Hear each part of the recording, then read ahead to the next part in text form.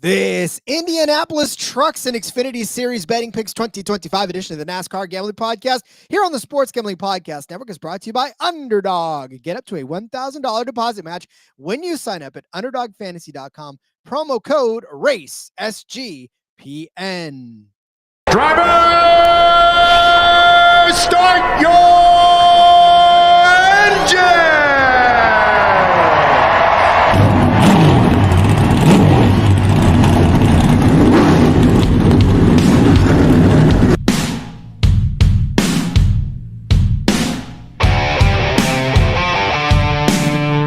Strap in and pull those belts up tight as the Sports Gambling Podcast Network presents the NASCAR Gambling Podcast. I'm just gonna put my foot on the floor and I'm not lifting till I see God or a checkered flag. My man. With all the news and the best bets for your NASCAR weekend. We want to thank you tonight for these mighty machines that you brought before us. Thank you for the Dodges and the Toyotas. Thank you for the Fords. Lord, I want to thank you for my smoking hot wife tonight, Lisa. In Jesus' name, boogity, boogity, boogity. Now, here are your hosts, Rod Villagomez and Cody Zeeb.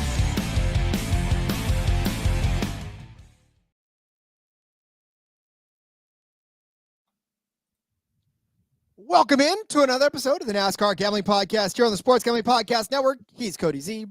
I'm Rod Villagomez. And today we stay in Indianapolis. We stay in Indiana, but we go to a different part of Indianapolis for a new series, Cody, that's just starting out. It's called the Craftsman Truck Series. And we're seeing it for the first time ever. No, I'm just kidding. But no, it is, of course, the Trucks and Xfinity Series.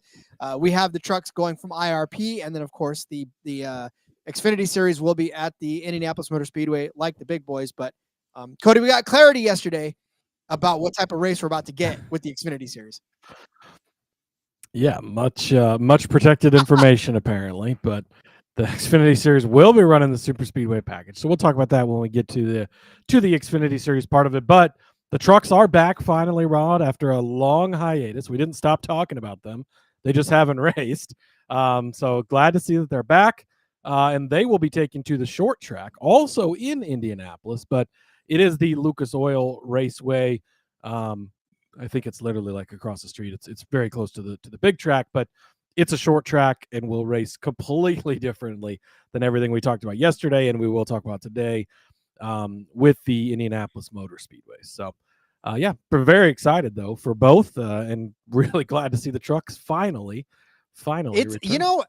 I get that you can't really do a full schedule with trucks, right? I get it because the money and it's not all there and there's a lot, but I feel like we should get a few more truck races. Like it seems like it's a tease because we've seen it week after week, Cody, where the Truck Series and the Xfinity Series really provides us with some great racing a lot of times. Oh yes, a lot of times the Truck Series is some of the best. And over the years we've probably done better in Trucks and Xfinity for the most part. Again, it's been a tougher year all over the place this year, but they're great. And I don't know. I kind of wish maybe they do just spread the schedule out a little bit, like have it every other week. Sometimes we'll go 3-4 weeks in a row with trucks and then we don't get them for a month. And it's like, my goodness, make it like IndyCar where it's every other week or every 2 weeks or something, or every 3 weeks or whatever, where you're getting it. But hey, it works out how it works out.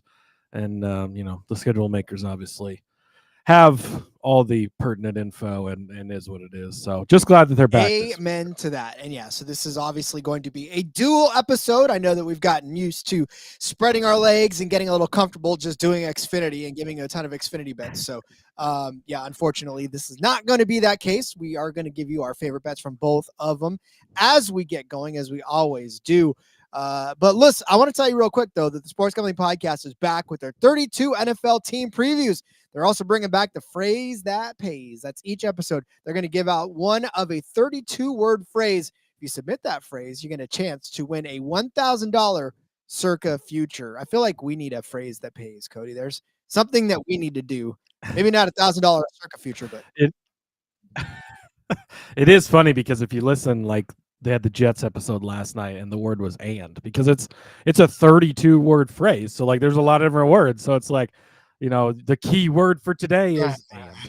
That's it. Well, maybe I shouldn't have gave that away, but I guess there you go. There's a bonus for an extra word in case you haven't listened to the Jets episode yet. But it's always funny because it's usually a great and funny phrase at the end of the day. So I enjoy following And along. speaking of the chat's blowing up over here. And Ash checking in saying, I'm glad it's blowing up for you, Rod, because I still can't see it at all. they've locked Cody out. The parental guidelines say Cody cannot. Ash saying, gonna rely on Rod to bring up the chat today. if you don't get your comment on screen today, it's because of me. So you can blame me. it's Rod's Ash fault. checking in saying, evening lads, so glad the trucks are back. Will the truck schedule ever have more races in the future? We just kind of covered that there, Ash. Marcus saying Ozzy Osbourne and Hulk have passed away this week. I know, Marcus, that's tough. And you just met Hulk Hogan too about a couple months ago. I met him back in October. He was here in Lincoln and got my picture with him and everything. And yeah, sad to see a couple of icons gone. Of course, the actor as well, Malcolm. He passed away. The guy who played Theo Huxtable, of course, and many other things. It's been. And then you mentioned a couple other people. It's been a rough week for kind of icons. Yeah, Chuck Mangione just celebrated trumpet player. Feels so good. That was one of the tunes as a kid that it was essential that's why I started playing trumpet. It was him and it was Herb Alpert's Lonely Bull were the two songs that were the reason why I played trumpet. So a little sad to hear that Chuck passed away. Just saying good afternoon. And yes, guess what? Trucks, her favorite series at all. Justin saying, what up, fellas? Watching live with my daughter. Creating. We gotta watch what we say, Rod. Jeez. Everybody watch the live. Shout out to her though. We love her. She's a great little girl. Indeed. So hi, sweetie. Enjoy the show. Don't say all the things right. we Do say. as we do, not as we say. Laura checking in saying hello, ye howdy. She missed us yesterday, Laura? unfortunately. And JDK, afternoon. Holy cow, you guys. This is insane. I can't even get how about They know I can't see it, Rod. God, it's driving me nuts. What's Link going on? and Kim Hollingworth saying, where is the next Craftsman Truck Race? It is here. It is this week. We are at Lucas Oil Raceway. Charles, baby. I'm trying to get some new folks in there. Charles, what up, guys? Glad we got trucks back, but damn it, Majeski plus 250. Woo.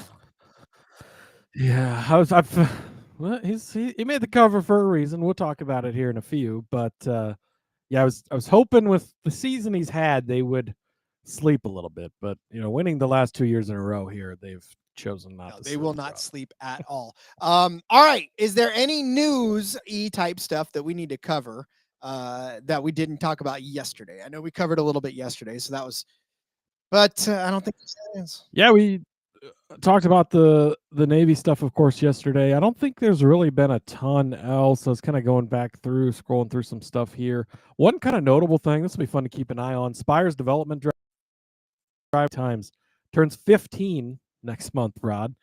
He's going to drive a Spire car in ARCA race at Watkins Glen and the ARCA West race at Phoenix in November. He's already got wins on the Cars Tour and Trans Am events. He's signed, obviously, a development deal with Spire. So it's going to be a name. Get to know it, Tristan McKee, because he's already running late model races. He's already running Trans Am stuff. So road courses, ovals, all of that. It's going to be a name we're probably going to hear quite a bit. Thank God we're going to see a new driver of the 77 sooner rather than later. I cannot wait for this kid to take over the 77 seat. And I love it. Yeah, of their drivers, that's the one I think they want to replace. It is. It's the one I want to replace. Lincoln Kim Hollingsworth talking about when is the next truck race? It is this week. It is at the Friday. This is it. This week. Let's welcome go. in. Yeah. We're glad you're new. So, yeah. Welcome in. Yeah. Thanks for joining us. We're going to talk about it here in just a moment. One other quick note too. Ty Majeski has a new spotter this week.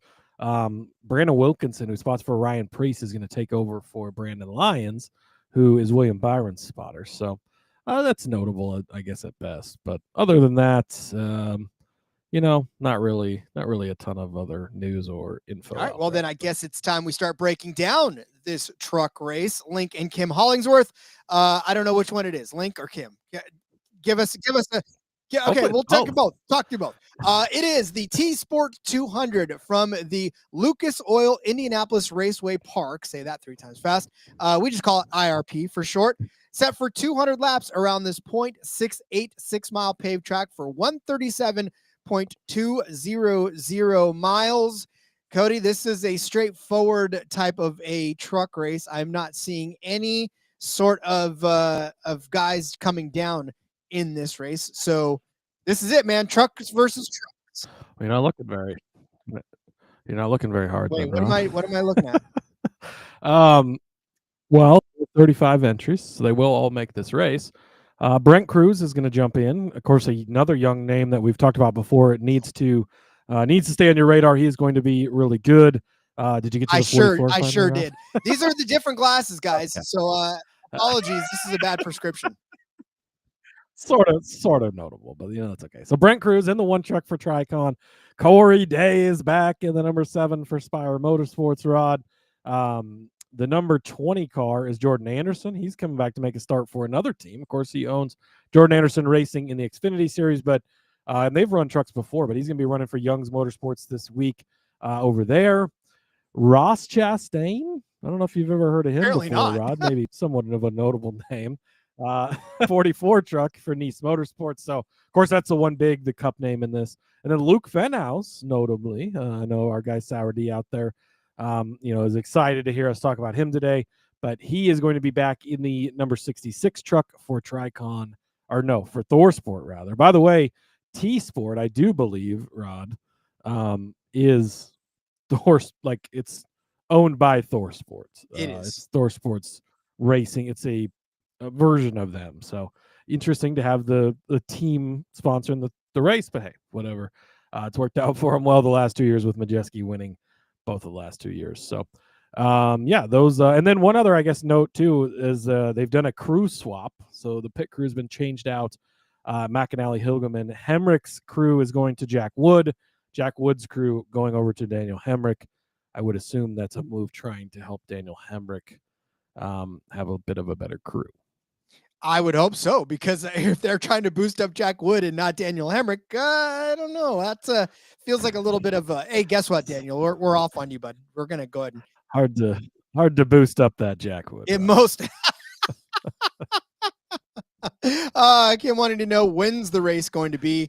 It's going to be Friday night under the lights at 8 p.m. Eastern.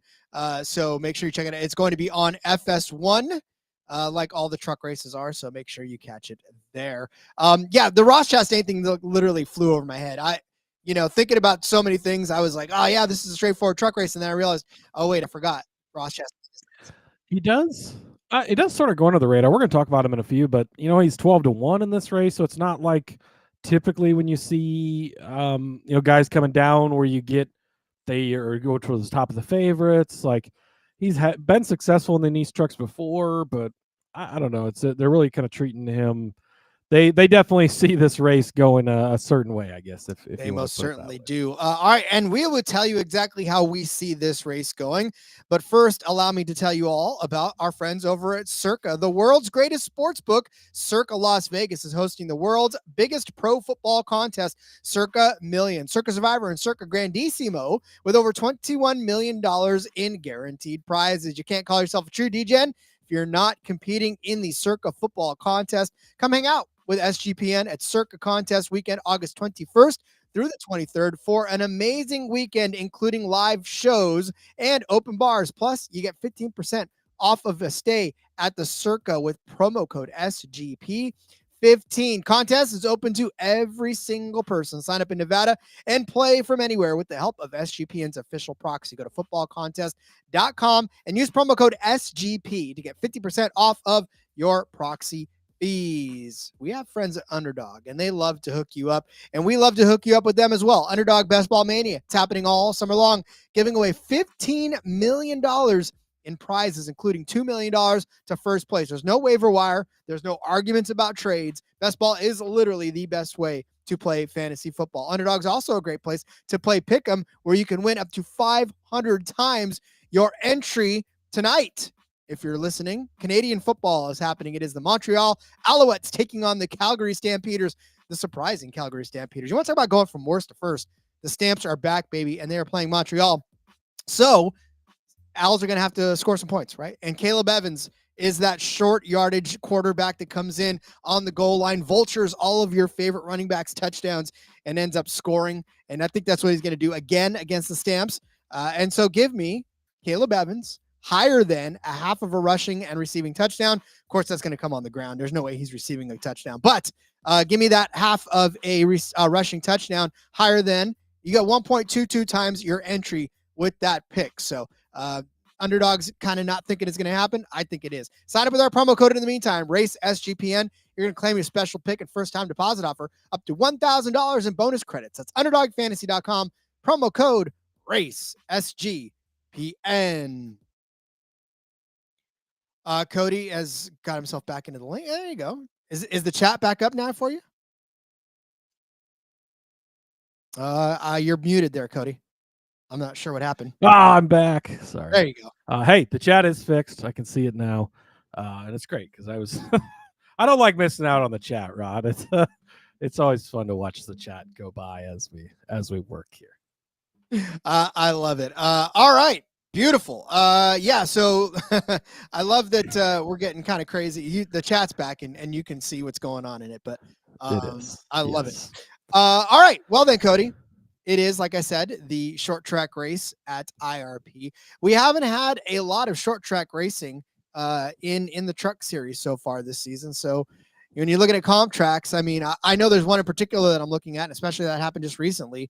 And, that was at the North Wilkesboro Speedway. But yeah, what were you looking at when you were starting to? Yeah, I mean, really tough. It's tough to look at much this year. I mean, North Wilkesboro, sure, it's a short track, but it's a short flat track. Like, there is definitely some comparisons. North Wilkesboro, you can look at. Really, outside of that, I mean, Rockingham and Bristol are like kind of stretches. I don't know. I mean, honestly, I mostly looked at this race previously. A little bit of current form thrown in there. Well, in some cases, a little bit of current form thrown in there. Maybe in some cases, not so much current form thrown in there. But yeah, just, who are the typical short track drivers? Of course. So, yeah, that's kind of what I've been looking at. And I got to say, we've had some truck races this year where the odds and the options have not been wonderful. But I found a lot of stuff that I like this week. I jammed quite a few bets in here, Rod. So let's get after it then. Let's get after it. All right, I'm going to start off. This might surprise some of you. I'm going to take, this is not a joke. It's not April Fool's for the record. I'm going to take Tyrone Majeski over Corey Heim, -115. I know some of you might have just pulled over the side of the road. You might have cleaned out your ears. You did not hear that wrong.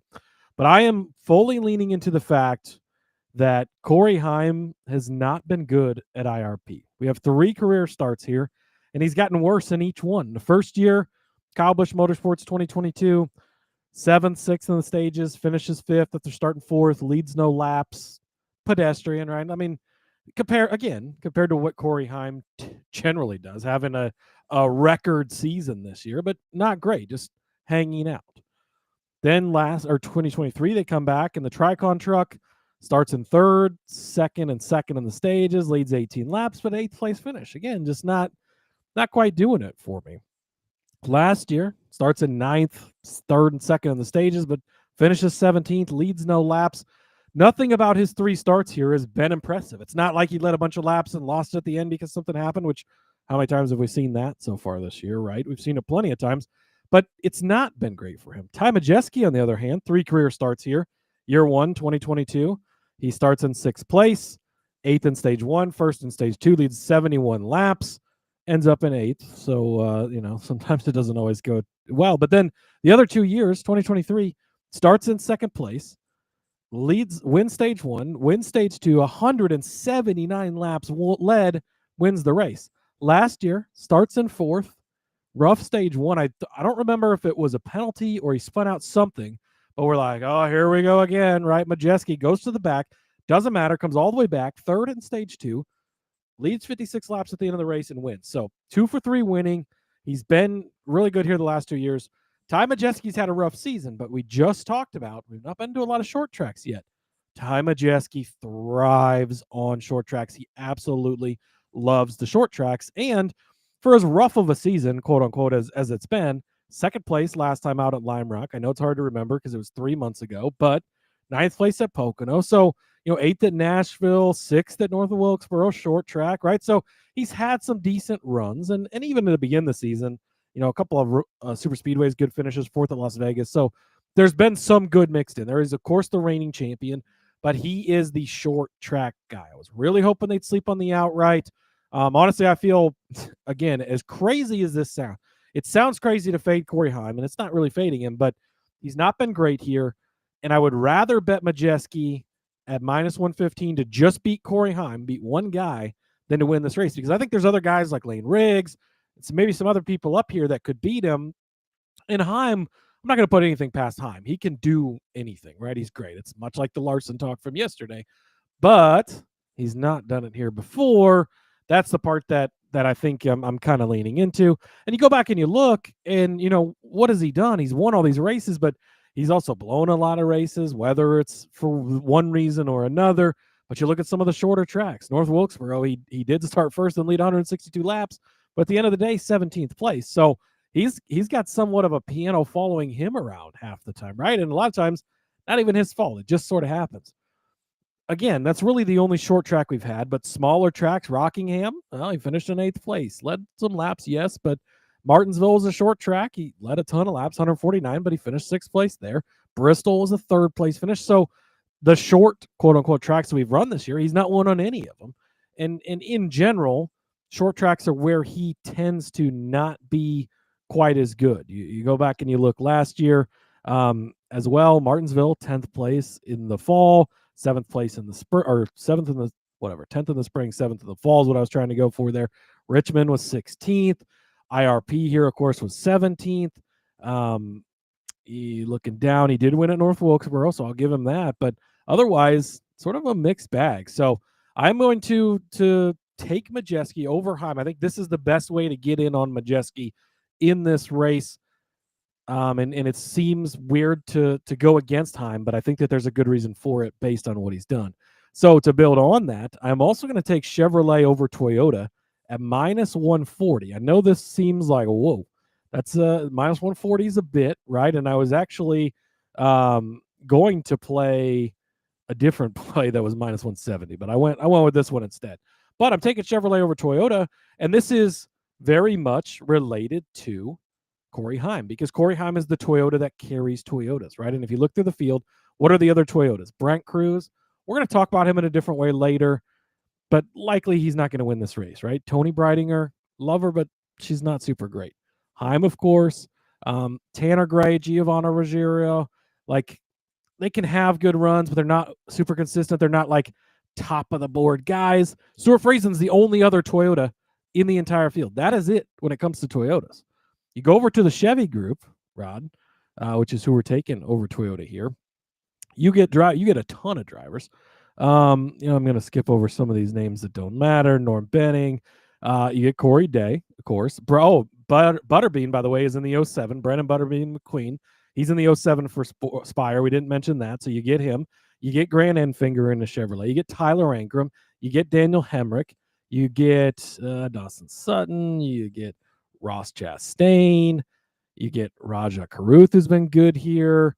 You get, Connor Mosak, if you're into that kind of thing. So you get a lot of drivers basically against Corey Heim.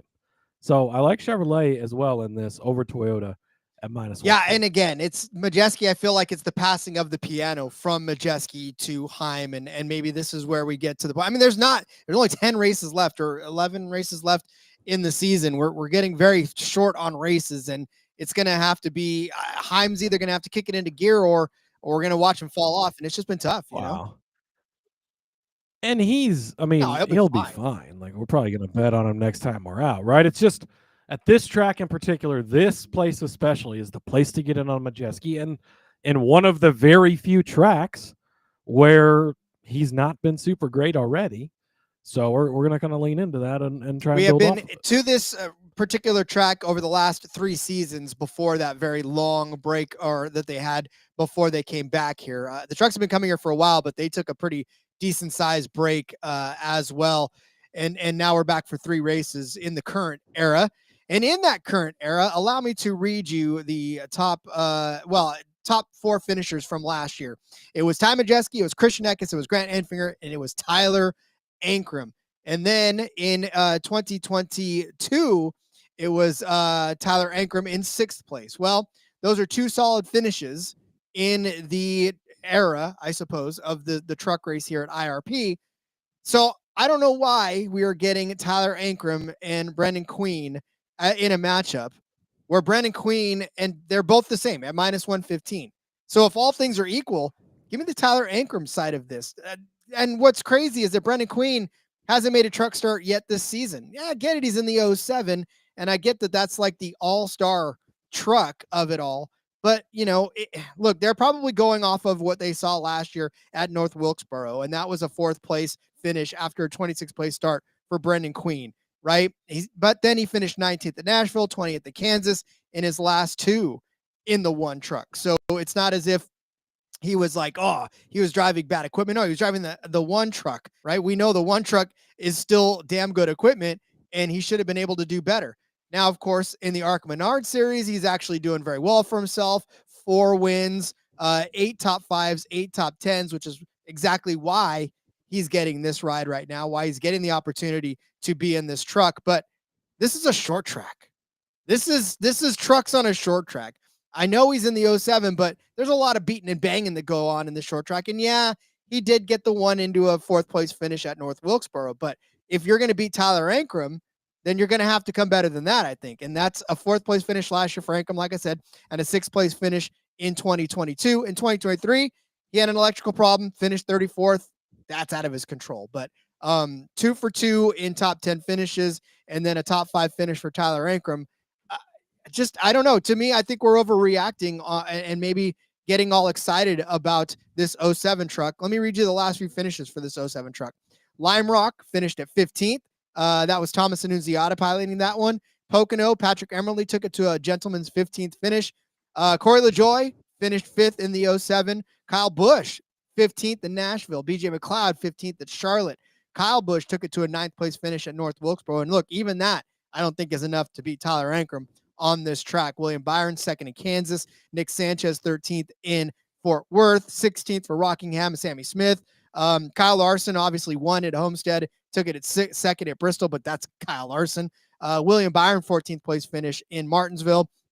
Justin Haley, 11th place finish at Las Vegas. So again, not necessarily all that great of finishes for the 07 truck, even though it is the all-star. Now, for Tyler Ankrum, he finished 10th at Lime Rock last week, so that's a pretty good finish. But 3rd at North Wilkesboro, 4th at Texas, 1st at Rockingham, 4th at Bristol, 2nd at Martinsville. Those are some solid short track finishes for Tyler Ankrum this season. He's looking really good, and I think you're really going to have to be on him or on your game to be able to beat him this week in a head-to-head. And in his first truck start of the season, you're asking Brendan Queen to actually beat Tyler Ankrum? I don't see it. I think you're dismissing Brendan Queen a little bit too much because he is a great young driver. He's up and coming. Short track. This is those cars guy, late model guys. Like, this is their jam. He's going to be running the ARCA race as well as Ash pointed out. But on the same point, Ankrum, I looked at this week and I figured you'd work him in some way, shape, or form because he does have really good stats here and he's been running really well this season. So I could see your case. Don't dismiss Queen too much, because I think we've seen a lot of good stuff out of him. He ran really well last year, as you mentioned. He's been doing extremely well in the ARCA series this year. But I get the point for Ankrum as well, because he's been really solid lately, especially as you've pointed out all season long. And betting on him has been working for you, so I'm not saying to stop that now.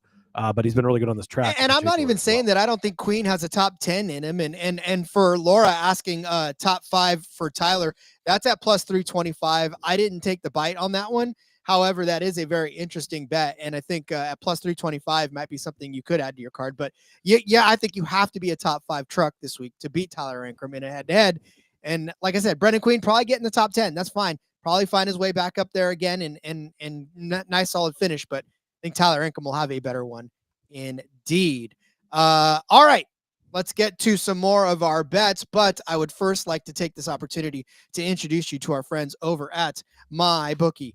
We're brought to you by MyBookie.ag. MyBookie is your place to bet on every sport, including the MLB, WNBA, golf, and of course, football futures. MyBookie accepts customers from a ton of locations. There's easy deposit, lightning fast payout using cryptocurrency. You know, I love me some crazy down there sports. How about the National Rugby League? The South Sydney Rabbitohs taking on the Cronulla Sutherland Sharks. Well, man, the Rabbitohs, 12.5-point underdogs to the Sharks. And listen, that's pretty much how it's going to be. These guys have been getting blown out lately. So give me the Sharks to beat the Rabbitohs. I'll take the 12.5. Why not? Minus 12.5 at minus 123. That seems like a pretty decent price to me. So, yeah, find that on mybookie.ag. Go to the National Rugby League, find the South Sydney Rabbitohs taking on the Cronulla Sutherland Sharks, and have yourself a good old time placing that bet. Head to mybookie.ag. Promo code SGPN for a 100% deposit match up to $1,000. Terms and conditions apply. That's mybookie.ag. Promo code SGPN.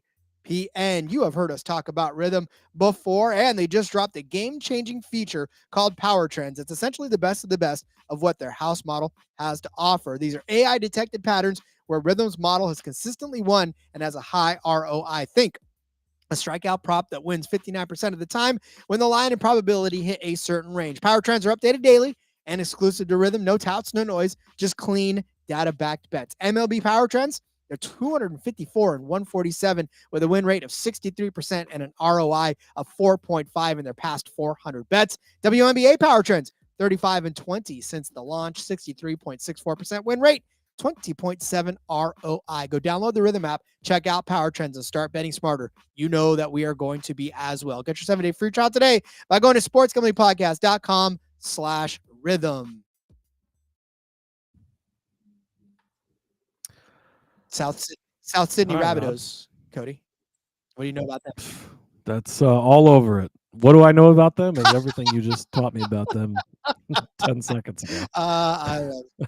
I now know that they're a team, so that's a good start. And I'll be betting on them as soon as we get off the show here over at mybookie.ag. I hope you do. Rabbitohs, ladies and gentlemen. All right, Cody, where are we going next? I will. All right. Well, Truth Matters says, sorry, just can't with Majeski this year. Here's what I'm saying. But more of what have you done for me lately kind of guy. I get that. I'm a lot of the what have you done for me lately guy most of the time. So I'm kind of going out on a limb here, but I'm going to continue leaning into this going against Corey Heim. And you know, if Corey Heim beats me this week, Corey Heim beats me this week, right? He's the greatest truck driver in the series right now by far. It's not even close. I get it. I understand it. I'm just leaning into what we've seen from him with this track and what we've seen from him at short tracks in a general sense. And, you know, what have you done for me lately? Some of the luck he's had lately that's, again, not been good. Because if you go back, just to kind of reiterate on the Heim point, if you go back and you look at what have you done for me lately, you know, he won last week at Lime Rock, but 23rd at Pocono, 18th at Michigan.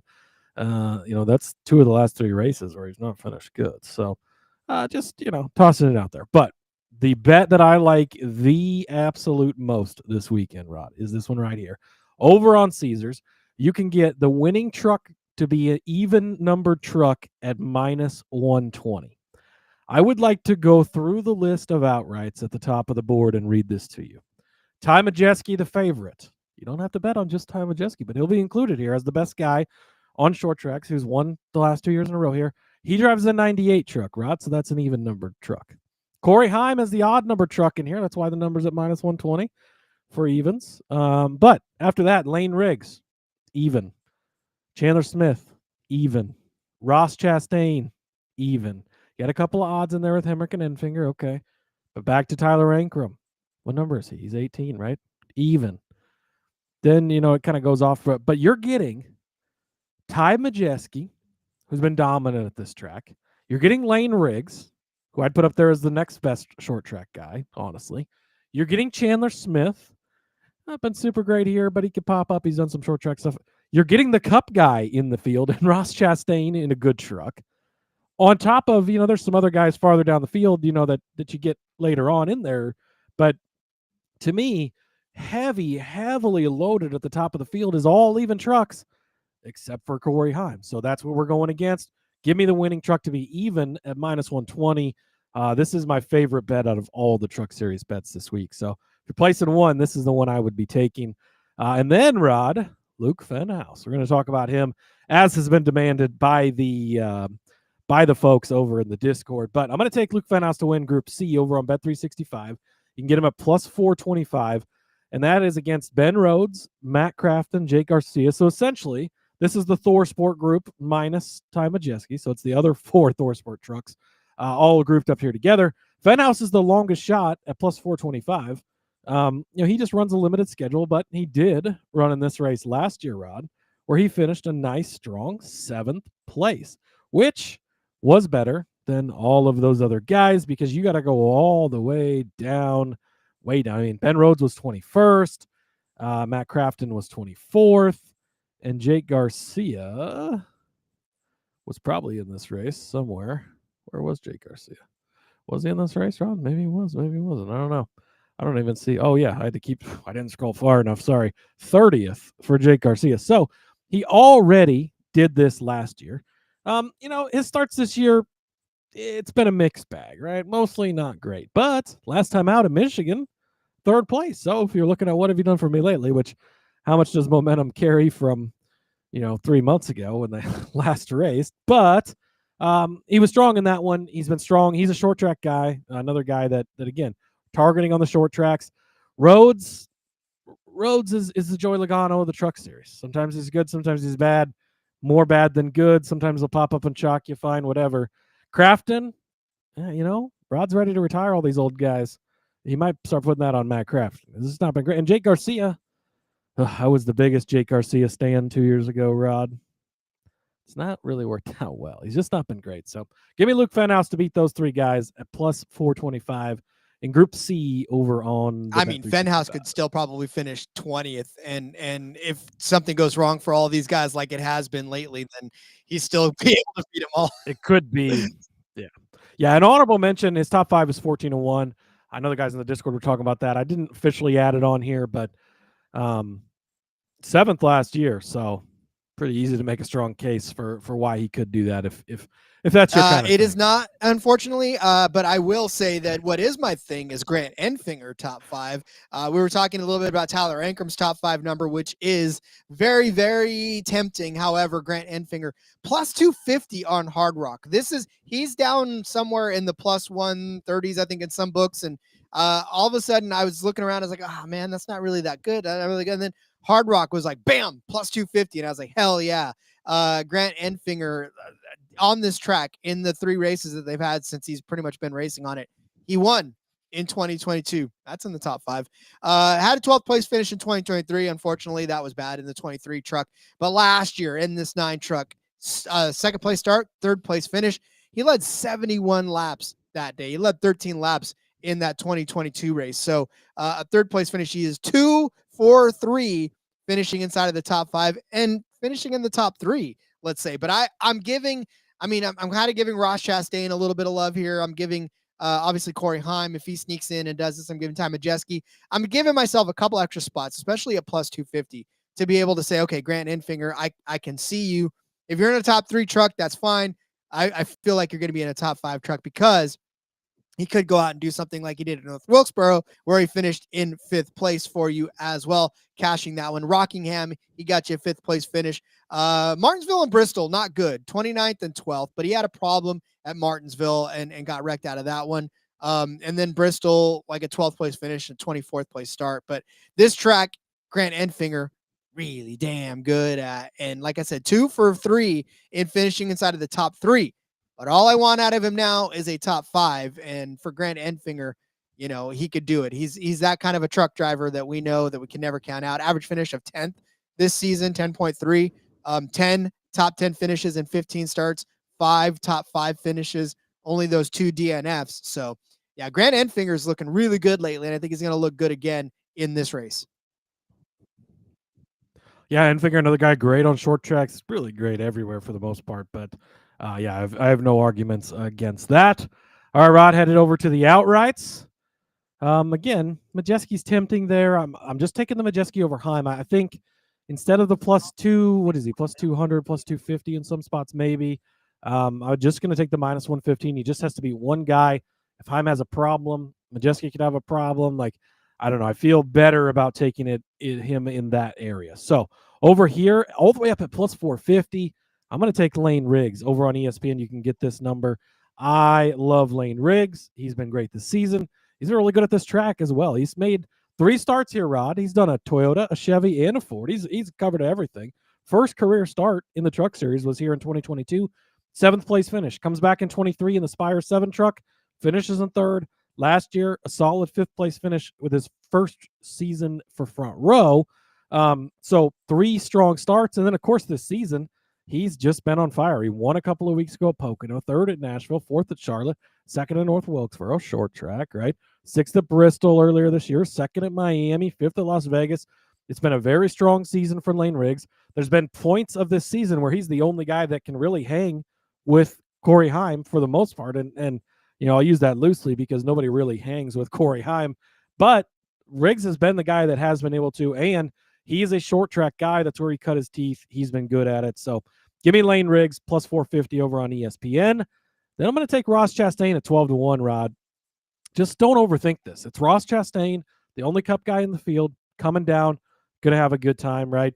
3 starts in the Truck Series this year, 26th at Michigan, 6th at Miami. He did finish 2nd place at Charlotte, so we'll give him some credit there.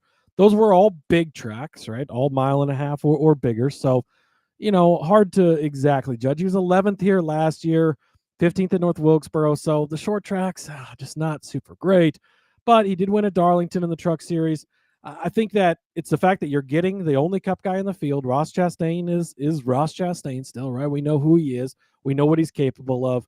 And these races, these truck races, we've seen some crazy shit, right? Majeski could go out and dominate this thing. Heim could go out and dominate this thing. Then you get 6 overtimes and a bunch of wrecks, and the crafty veteran Ross Chastain sneaks his way through, right? That's why I'm going to take him at 12-1. And then just in case it gets real crazy, Rod, my guy Brent Cruz at 100-1. That's right. We're going to take a small sprinkle. 2 career starts in the Truck Series. 22nd in North Wilkesboro, but that doesn't reflect how he was running. He ran really well during that race. Got spun out, I believe, at one point, or had a penalty, one of the two, and ended up with a 22nd place finish. But recovered last time out at Lime Rock with a nice 8th place finish. Brent Cruz is a guy in this Toyota pipeline that he's one of these, Toyota development guys that we're going to be hearing from a lot. We're going to be seeing for a while. Does he just go out and win this race? Well, he's 100-1. Probably not. But does he hang around in the top 5 all day? It's late. Chastain and Majeski are banging truck doors, and they get together and take Lane Riggs out with them, and Cruz sneaks underneath and gets his first career win in his 3rd start at 100-1. It's enough of a story that I could paint to happen that I'll take the bet. So Riggs at +450, Ross at 12-1, and Mr. Cruz 100. Love them all. And really, because again, you could go out and just say, bet Corey Heim and then close the book and say you're good. But you got to take a chance, because we've seen, like you said, so many times before this season where something's happened and one of these guys is going to get the win. So I do love it. And Corey Heim outright is in consideration every single week, right? It's hard to bet him every week but this week I didn't even consider. I'm not interested in Corey Heim's outright at all this week. I think that this is just not the place to bet him outright. And I think this is our opportunity, and you're not going to get many of these. This is basically probably the one opportunity we have this year to take a little bit of advantage of, hoping he continues to show up as he has 3 times in a row and just not he'll be fine, right? He's going to run good. He's just going to be boy, Corey Haim's been quiet today is what they're going to say. That's what Amen to that. All right. Ty Majeski has won this race in back-to-back seasons, 2024 and 2023. But there's been one truck that has been behind him in both of those races, and that is the 19 truck. Obviously, Christian Eckes was the pilot of that truck the last 2 seasons, and that was, of course, 2024, 2023. Both of them second-place finishes for Christian Eckes. Well, in that truck this year is one Daniel Hemrick. Daniel Hemrick already has a short track win this season in Martinsville, and he's also got himself a second place at Texas. He got a third place at Rockingham. He took the pole in Bristol, unfortunately ended up finishing in 13th. And that one, North Wilkesboro, a good solid 4th place finish.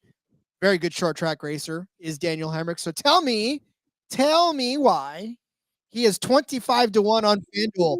Tell me why that he is 25-1 on FanDuel. I don't understand why, but we're going to swoop in on this one. Daniel Hemrick, 25-1 on FanDuel to win this race. I just told you he won Martinsville. I just told you that he finished 4th in North Wilkesboro earlier, again 9th at the Lime Rock race the other day. He's got his average finish 8.5 so far this season. He's got 11 top 10s, 7 top 5s, and 15 starts in that one win. There's no way that he should be 25-1. Given, I get it. I know Ty Majeski's won this race back-to-back. I know Ross Chastain is in this. I know Corey Haim is a threat every single week. I know Grant Enfinger is a good top 5 finisher, but Daniel Hemrick in and of his own right is just climbing it up and doing great things in the truck series right now. And I don't know why he's being disrespected like this. So you have to jump on this, because I feel like if anybody's going to be able to go out and beat these guys, it's going to be a guy like Daniel Hemrick, just out of nowhere, right? People are gonna be like, "Whoa, Daniel Hemrick!" No, that's what he did at Martinsville. Haim dominated that race. Had the late. I don't remember if a tire went down or if somebody got into him and blew the tire or whatever. But Hemrick just was right there, hanging around. That's what you're looking for, even at 12-1 with guys like Chastain, guys like Hemrick. Hemrick has been very solid all year. We know that truck has got a lot of speed. Oh, I forgot the biggest piece of news, Rod. They announced that Christian Eckes is going to come run some races for MHR again this season later on. So I'm very excited about that as well. But yeah, I have no arguments to this play. And if you needed one more piece of information, you're not quite convinced on the Corey Haim thing, Rod. Looking at drivers who have a better average finish than Corey Haim at IRP, William Sawalich. I rest my case. That's all you needed, right? If you needed to be convinced, and that is by the way, Sawalich 2 starts to Haim's 3, but he's got a better average finish than Corey Haim at IRP. So, that's, I think if you needed any more of the argument to know why we're going a little bit against him this week, that's pretty sure no one else needed that much of a convincing point. There you go.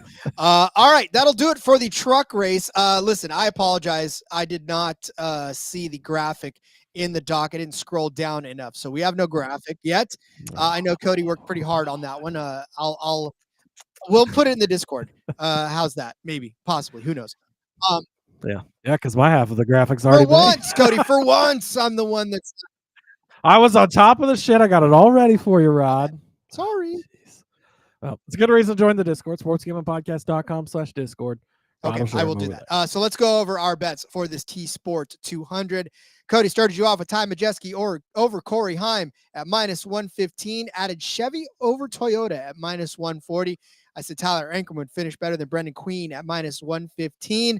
Cody gave you the winning truck to be even at -120. And then Luke Fenhouse, the winner of Group C at, on Bet365 at +425 over Rhodes, Crafton, and Garcia.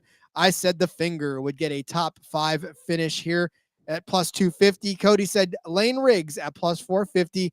Ross Chastain at 12-1 and Brent Cruz at 100-1 to win the race. And I said Daniel Hemrick at 25-1 was mispriced over there on FanDuel. So go grab that to win the race.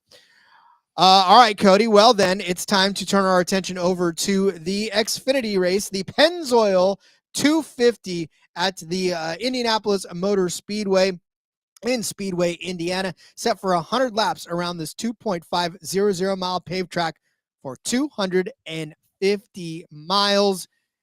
This will be an interesting one because, like we said on the outset, they are using the Super Speedway package again around this giant 2.5 mile track. And this isn't your average super speedway 2.5 miles. This is the IndyCar ovalist of ovals, 250. So this is going to be, again, another interesting race. Yeah, it will. And Ash, unfortunately, I think the books have stopped doing top 10s for Xfinity. I was thinking it would come back after the road races, but I don't see them coming back unless it's a super speedway. I don't think they'll do it at a super speedway either. So I think that we beat them, Rod. I think that we reached the final level of the game and sunk them because they were getting their asses kicked on it. And that's what we're here to do, I guess. So it sucks that we're not getting that option anymore. The books are being a little bit weak there, but it is what it is. So unfortunately, RIP to the Xfinity top 10s. I don't think that they're going to be coming back. But to your point, yes, they are doing the drafting track package here, the super speedway package. This was a great race last year. So you don't bet on this like it's Daytona, Atlanta, Talladega, because it's not going to be the big pack race and the big wrecks like a traditional drafting track, right? It's going to race differently. It's still going to be the guys who are faster a mile and a half should be faster, but there's also the element of you will use the draft, but we'll see breakaways, right? I think we saw a 3-car breakaway last year. It was Almirola, Custer, Herbst battling back and forth and exchanging blows to at the end of the race there. And so I guess keep the super speedway part of it into factor. There's one guy in particular I'm going to bring up today where I think that having the drafting element makes his car just fast enough to be able to compete with everybody else, which is what you're looking for, right? So it's not, don't go to the bottom of the board and think, well, these guys can run top 10 or top 5 because it's a drafting track, but middle of the board guys can run with the top dogs because it's the drafting element will boost them up just enough to keep them in line with those guys, I guess is how I'm looking at it and how I feel we saw it shake out last. Yeah, again, this is not, I mean, if we say speedway, super speedway, we really just mean that it is the drafting, like you said, package. And this isn't Daytona. This isn't Talladega. We don't have the big sweeping turns. It's going to be the old school draft that we saw back in the day where you could tandem draft and you'll see small car breakaways, little packs. It's not just one big pack all within inches, but the drafting is still a huge element. You're not going to see one guy just run away on speed. They're going to have drafting partners, I guess, is kind of the way to look at it. So it's a really a unique hybrid. It's kind of all to its own because they ran this package at Michigan last year, but even that with the big banking and stuff, it does race more like an Atlanta type of race, right? But this one is definitely different. So, all right, Rod, I'm going to kick it off with Nick Sanchez over Sammy Smith. You get this one -110 over on ESPN. Sanchez not in this race last year. Of course, he was in the Truck Series, so he did not run in this one. Sammy Smith, 18th place, not finished right behind Joe Graff Jr. So that doesn't really spark a lot of confidence in you. But the thing with Sammy Smith is looking back, he's had a solid season, especially at the shorter tracks. But when it comes to the bigger tracks, the intermediate stuff, it's not been as good. 24th at Dover last week, not overly impressive. Bristol, short track, great run there, though. So that's good, right? And shift your mindset. We just talked about short tracks at the Truck Series. Not a short track anymore, right? This is a huge track, 2.5 miles, the drafting element. So you got to go back into that. Pocono was 8th, so that's a decent run, but 38th at Charlotte, 18th at Texas. Not good runs at any of those. Las Vegas, 14th. That's not great either. That's kind of looking through what he's done this year on the bigger tracks. So a majority of not super great races. Nick Sanchez, on the other hand, 37th at Dover last week. It was rough, right? He started second, but had a rough day getting caught up in the wreck. He won Atlanta, so the most recent drafting track. Now, again, this isn't going to race like that, but you're putting a Borchetta race. What is this team called? I can't think of it, but Scott Borchetta owns the car. Anyways, but you're putting that up against a JRM car, right? So this is that little extra bit that he needs to catch up as a drafting element. So he's obviously good at that, winning in Atlanta. But then if you go back, 3rd place at Charlotte, 20th place at Texas, you could ask for a little bit more there.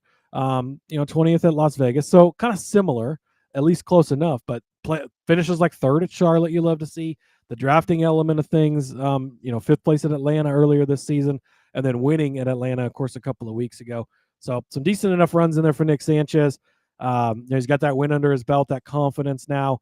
And it's more of Sammy Smith doesn't really do it for me on these bigger tracks. We've seen him have some success, road courses lately. We've seen him have some success on the shorter stuff, but he's not been getting it done on the bigger track. So give me Nick Sanchez over Sammy Smith. And then, Rod, give me Eric Almirola to be the top finishing Toyota. It's a bit of a chalky week, but I'm biting the chalk. I'm rolling with it. Minus 135 for this bet.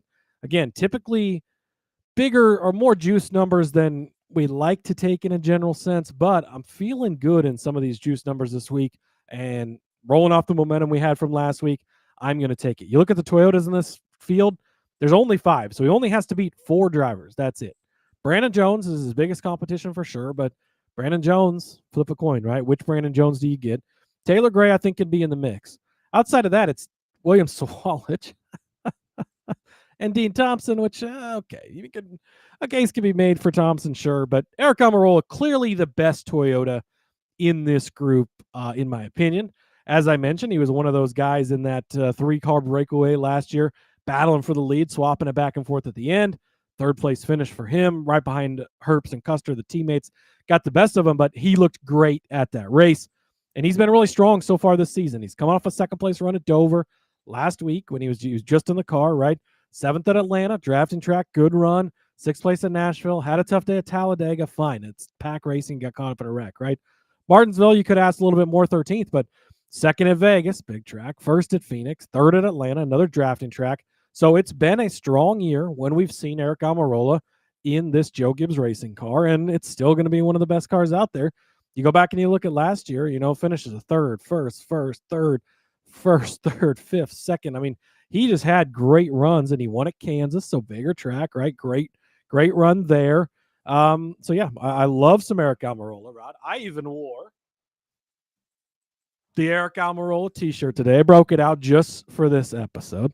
So you're welcome for that. But yeah, give me Eric Almirola, top Toyota, minus 135. Just has to beat 4 other guys, and none of them scare me that much. I think that this is another bet that you just kind of ride the chalk and take the guy who's clearly the best. He's a veteran race car driver. He's in a fast car. He's going to be good, barring any type of problem, right? If he wrecks, if he has a pit road deal, fine, shit happens. I'll eat the loss on it. Otherwise, he should clearly be the best. And probably one of the guys that you could be in contention for a win as well at the end of the day. And none of us have him as the outright. So, but not for lack of faith that he could do it. Just we found better options out there on the board at all to take as an outright. So I'm with you on the Almirola. I'm with you on the Sanchez over Sammy Smith because, like you said, I mean these Toyotas and all this, and with Almirola and all that. Yeah, I feel like Taylor Gray. And not that his Cinderella story is up, but I think that Taylor Gray minus 120 against Carson Kvapil. I'm going to take Kvapil side of this at minus 120 over Taylor Gray if I buried the lead good enough. But yeah, Carson Kvapil over Taylor Gray minus 120. I understand. And Taylor Gray's been on a tear lately, right? 7th place finish at Dover, 7th place at Sonoma. Bad day at Chicago, but I think everybody had a bad day at Chicago except for the people that won. Atlanta, 5th place, Pocono, 9th, Mexico City, 2nd. Some great finishes, right? But when you look at some of these drafting tracks, an 11th place at Talladega, that's okay. That's pretty good. But you would want a little more. 38th place at Atlanta, 5th place at Daytona. It's just been an up and down roller coaster for him. It's been the same for Kvapil too, right? 15th at Dover, 8th at Sonoma, 16th at Chicago. But where I'm taking it is that he did just at the recent drafting track that we were at, started 24th and finished 2nd, did Carson Kvapil. That to me, again, these JRM cars are always so good at these drafting checks. They're always there. And we know his teammate, Connor Zilisch, and I'll talk about him in a second too, is going to be good because he's good week after week after week. Justin Allgaier, another one of those guys. I know Cody's going to talk about him a little later. Always good at these drafting tracks, right? He's got solid teammates around him, and he doesn't really screw that up too much, right? I mean, Daytona, he finished in 4th place, 1 spot above Taylor Gray. This is going to be a neck and neck type of a situation. This isn't going to be where, one's going to beat him by 600 slots. It's as close as a 2nd place finish in Atlanta for Kvapil and a 5th place finish for Taylor Gray. Like, these guys are going to be around each other. It's going to be a very, very tough sweat. But, Carson's done this a couple of times already this season, and he's beaten Taylor Gray head-to-head on these drafting type tracks. So neither one of them have any experience on this particular track because they're both rookies. And you can't even really look at last year's performance because Sam Mayer in this one car crashed out early in the race. And then, of course, there was no 54 car in this race last year because the 54 car came in as an entry this year. So you can't really look at the performance, but this is JGR and Junior Motorsports, and these guys are head-to-head so many times throughout the two biggest and most powerful teams in the sport right now in the Xfinity Series. And so, in a head-to-head, I'm going to take Quapple because his team has been really on fire lately, and they've got a lot. They got a lot of hardware growing up there in their building. So I'm going to take Quapple over Taylor Gray at -120. Yeah, I don't mind this. I actually circled this head to head, and I was like, I like Gray in this, and went in to research it because Quapple, the results have been mixed up a little bit sometimes, right? It doesn't always get to the end. But as I look through Taylor Gray, and this is another reason why the Toyota thing stood out to me, but he's not been good on the big tracks, right? A second place finish at Texas, but other than that, it's been pretty rough for him. Pocono was 9th, okay, fine, but Charlotte was 30th. Las Vegas was 19th, so not a bunch of great runs on the bigger tracks. Charlotte 30th, I don't know if I mentioned that, but so I don't mind taking the Quapple side of this, and if he can just get to the end, which that's sort of been the problem with him a little bit, but I don't mind it at all. I'm going to go back to the well with the Austin Hill top 5 +200. Going to ride this one yet again. Rod, 20 races this season, 9 times Austin Hill's finished in the top 5. 12 times he's finished inside of the top 7. We're adding a drafting element, and you're getting the best drafter in the field, hands down, bar none, not even close to a question, at 2-1 just to finish in the top 5.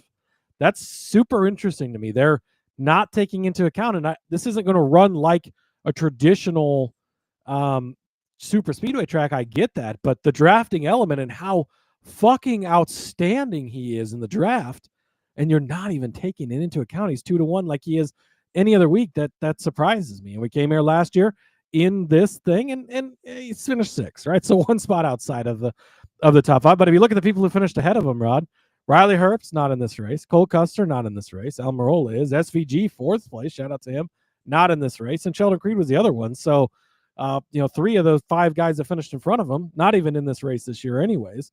But been strong this year. Struggled at Atlanta. The one time I finally decided to pull the trigger on him at a big track. It's fine. I'll forgive him.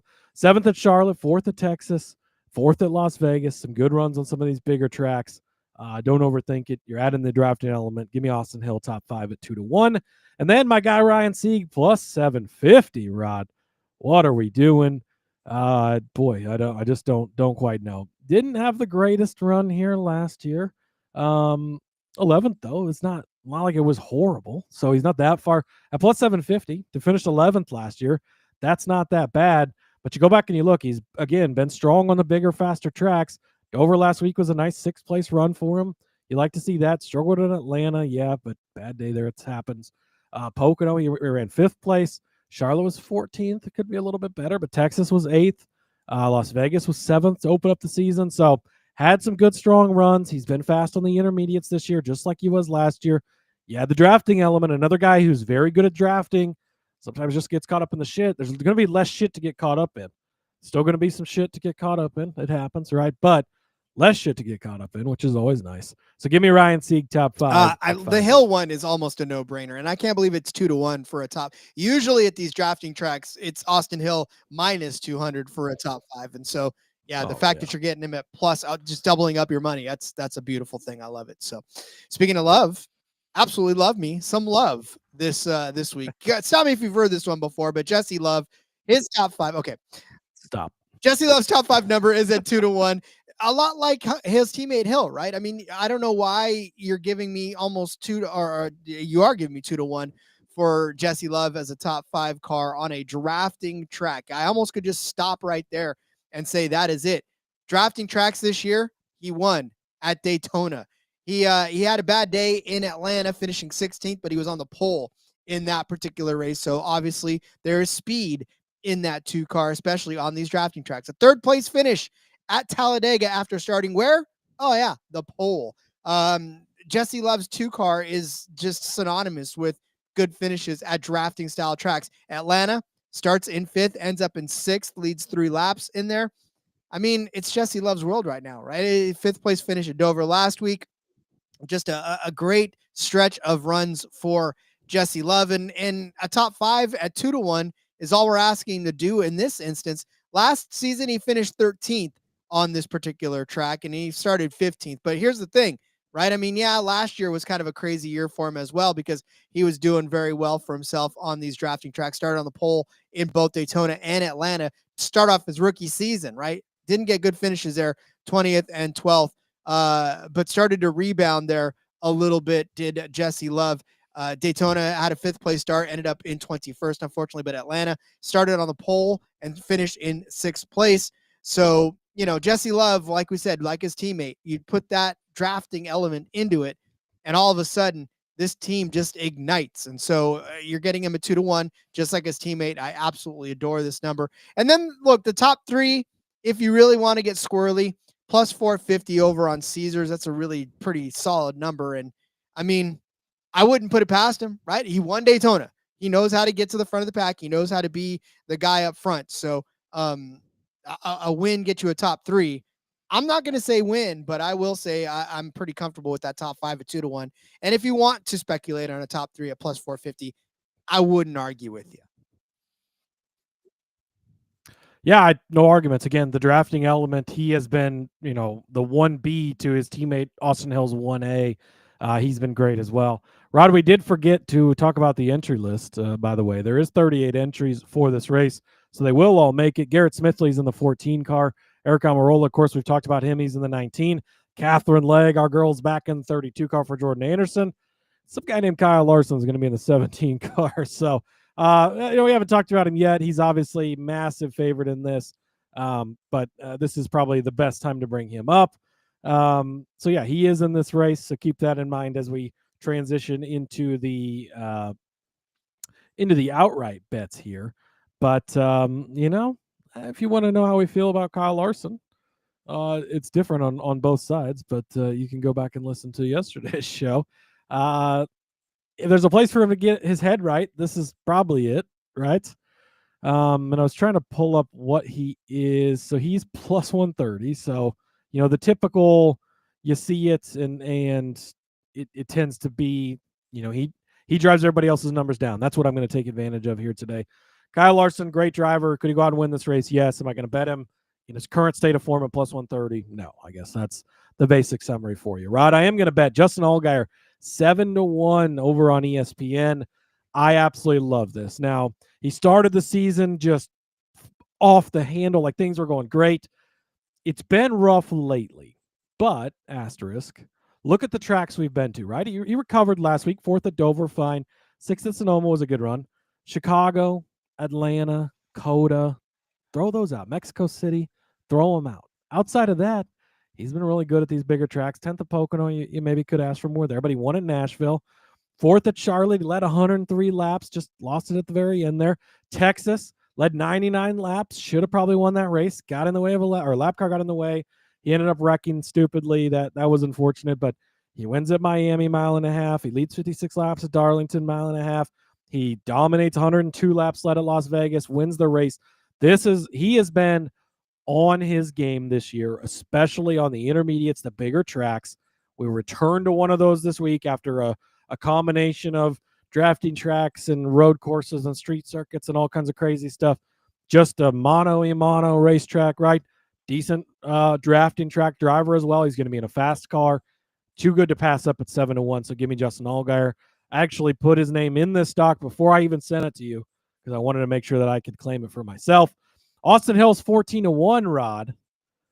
Rewind a little bit. Listen to what I just said about him being a great drafting track driver. Again, 14-1. I think they're not. This is, I don't think you should overcompensate on the numbers for drafting track because it's not going to race completely like that. But having the drafting element in here, he shouldn't be 14-1. And then Ryan Sieg is 50-1. It's that blanket Ryan Sieg. If we did the car lift, we would do a car lift for Sieg. But absolutely, yeah. All right, listen. We saw earlier in the season where Christopher Bell won 3 races in a row. Could the same be the case for the Xfinity Series? Connor Zilisch 7-1 on FanDuel. There's numbers out there that are much shorter than 7-1, but I was scrolling through and a lot like, looking at Kyle Larson, I was like, yeah, Kyle Larson. I do believe that he is going to do well in the Cup Series race rather, but the Xfinity Series is just a different animal, and you got guys like Connor Zilisch that are just going after it right now, and they are on a hot streak. You got guys like Justin Allgaier, you got Austin Hill. I mean, yeah, okay. In the Cup Series, you got much bigger names, but by the same token, in the Cup Series, that's your ride. That's the one you're in all the time. This 17 car is not going to be his ride. Connor Zilisch, that 88 car is his ride. We've seen how good Connor Zilisch has been over the last few weeks of the season, right? 2nd at Charlotte, 2nd in Nashville, 5th at Mexico City, 1 at Pocono, 4th in Atlanta, 2nd at Chicago, 1st at Sonoma, 1st at Dover. I mean, it started out kind of rough for him at 27th at Daytona. He crashed out of both Daytona and Atlanta, came back and won at COTA. And then, from there, it was just sort of a hodgepodge of craziness. It crashed out of Talladega. We thought, well, okay, maybe super speedways and ovals aren't really his thing. Well, now it doesn't matter. He's been on a tear since Charlotte of solid top 5 finishes for Connor Zilisch. In fact, he hasn't finished outside of the top 5 since that crash at Talladega. He's riding a hot hand right now. If you were to tell me, Kyle Larson plus 130, I get it. Absolutely 100% should be 130, right? Shouldn't be any higher than that, because if he wins, then you're gonna regret it, right? But no, Connor Zilisch should not be 7-1 to win his 3rd consecutive race. Is it a long shot to win 3 in a row? Yeah. But is Connor Zilisch good enough to be able to do it? Yeah. So I'm going to take advantage of this. Connor Zilisch 7-1 on FanDuel. Yeah, don't put anything past this kid right now. If it wasn't for Allgaier being at the same number, Zilisch would absolutely make my card. Back to the Larson thing, he should win this race, right? And that's what's expected, and that's why he's the heavy favorite. It's just from a betting perspective, it doesn't make sense to me to bet it. Too many things that can go wrong. We've seen it a number of times, especially the way he's been running lately. He's won 2 of the 3 races. He's been in an Xfinity this year, which means he didn't win the other one, by the way. In a place like Texas, he only led 32 laps. It's not like he dominated the day. He did dominate Bristol, and he was dominant at Miami, but he didn't even win that race. So, that was a race loaded with Cup guys, and Brandon Jones goes out and wins. So we've seen it's not like, a few years back, Kyle Busch would come down and run his 10 races in trucks and Xfinity, and he would win all 10 of them year after year, or 9 of the 10 because they kept giving him fake speeding penalties to try and juice it up a little bit and make some excitement. But it's not that anymore. These Xfinity guys hold their own with these Cup guys, and at 7-1 for Zilisch, 7-1 for Allgaier. If Larson beats us, Larson beats us. Again, that's kind of the theme of the week, I guess, for me, is if these favorites beat us, these favorites beat us between Larson and Heim. But the numbers are too good on these other guys for as great a seasons as they've had, for the way that they've beat other Cup guys so far this year, and the way that Larson's been running lately in a general sense. I think that it's just not worth taking him. And I think it's because these younger guys are used to racing against the. I mean, I know that back in the day they would still dip down and everything, but like I feel like the level of talent between the Cup Series and the Busch, like Winston and Cup, was much bigger. That gap is narrowed now. Well, and because back in the days, it was before they had the 5 race limit, right? And so Mark Martin would run every single Busch Series race and go win the championship. So the top 10, 15 guys in Xfinity or Busch at the time were all Cup guys anyway. So there wasn't any true Xfinity / Busch guys because the good teams had the good drivers, right? But now you've got the limits and the restrictions, and that's what's built up this great crop of drivers. And we have a lot of young talent that's started racing, and again, back in that day, guys didn't start racing at young ages like they do now at 4. Guys didn't start racing until they were 20 and then became Cup guys at 30. And now we're putting, a guy that's going to turn 15 next week and 2 ARCA races coming up.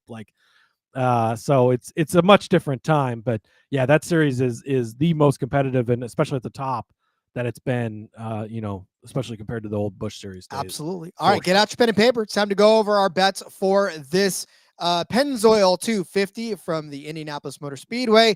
Cody started you off with Nick Sanchez over Sammy Smith at -110, and then took Almirola as a top Toyota at -135. I said Carson Quapple would get the better of Taylor Gray this week at -120. Cody gave you Austin Hill as a top 5 car at 2-1, and Ryan Sieg as a top 5 car at 7.5 to 1.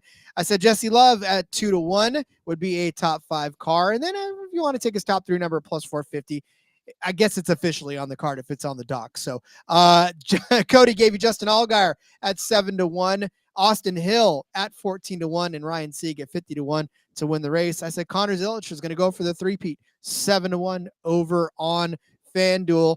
Ash, Cody, Yeah, I haven't had a chance to actually talk to you. So since you're here, Ash, thanks. I don't see the DM over there, but I do have your email address from the contest. So be on the lookout. I will shoot you an email so we can get you figured out in the Discord because we need to get on top of that. So just the personal service that you come to expect here at the NASCAR Gambling not Podcast. not to be stalkerish, but I do have your email address. No, he knows where you live, Ash. He's Google mapped your house over there. I'll be flying across the pond here shortly to come meet you and walk you through getting it. No, just kidding. Yeah, I saw your comment because I think you commented yesterday in the stream or 2 days ago in the stream that never happened. And then when I was trying to find the comments, that was one I forgot about. But I will be on the lookout for an email. We'll get you in shape, get you over in the Discord. That's what makes us one of the more personable gambling podcasts out there in this world. It's just the care that we have for each and every one of you out there. But all right, Cody. Well, then let's send everybody away to start filling out their cards, and so that we can talk to them in the Discord or on the Twitter or wherever else that we find ourselves at the moment. Agreed, Rod. Yeah, you can follow me over on the X at Husker_Zeeb. You can find all my stuff there. Follow the show as well at NASCAR Gambling. Make sure you like, subscribe, 5 stars, thumbs up, all the fun stuff. Comment on the YouTube videos even after we're not live anymore. That's always great. Love the interaction over there. Shout out to all you guys. And we'll see you tomorrow for some DFS stuff. Indeed. Follow me on Twitter at RJ Villagomez. Link about everything I got going on, whether it's here, whether it's in between media. Check out the back road. Elliot and I will be talking about this very weekend of racing as well tonight, or already if you're listening to this anytime other than on Thursday live. And there's some rugby stuff, some Canadian football stuff, just so much fun stuff putting out on that feed. All right, guys, love you all. We will see you tomorrow. And until then, let's go racing and let it ride.